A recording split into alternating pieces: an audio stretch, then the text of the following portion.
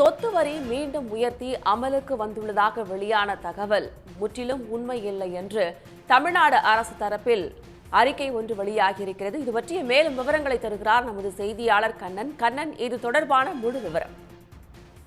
நிச்சயமாக தமிழ்நாடு அரசின் ஒரு அறிக்கையானது, ஒரு முக்கிய அறிக்கை தமிழ்நாடு அரசானது வெளியிட்டுள்ளது.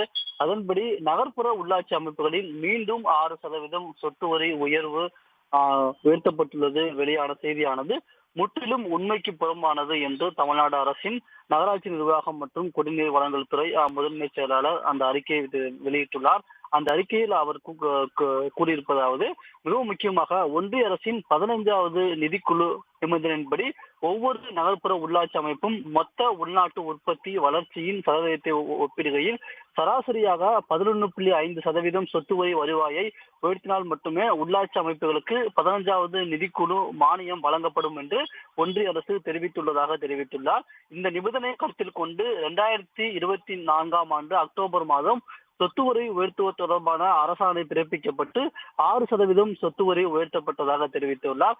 அதன் பிறகு நகராட்சி நிர்வாகம் மற்றும் குடிநீர் வழங்கல் துறை சார்பில் எந்தவித சொத்து வரி உயர்வும் செய்யப்படவில்லை என்றும் தற்போது வரை, அதாவது கடந்த ஆண்டு அக்டோபர் மாதத்திற்கு பிறகு தற்போது வரை சொத்து வரி உயர்வு நடைமுறைப்படுத்தப்படவில்லை, சொத்து வரியும் உயர்த்தப்படவில்லை என்று தெரிவித்துள்ளார். எனவே இந்த சொத்து வரி உயர்வு என்று வெளியிட்டுள்ள இந்த தகவலானது முற்றிலும் உண்மைக்கு புறம்பானது என்று தமிழ்நாடு அரசின் நகராட்சி நிர்வாகம் மற்றும் குடிநீர் வழங்கல் துறை முதன்மை செயலாளர் தன்னுடைய அந்த மறுப்பு அறிக்கையில் தெரிவித்து உள்ளார்.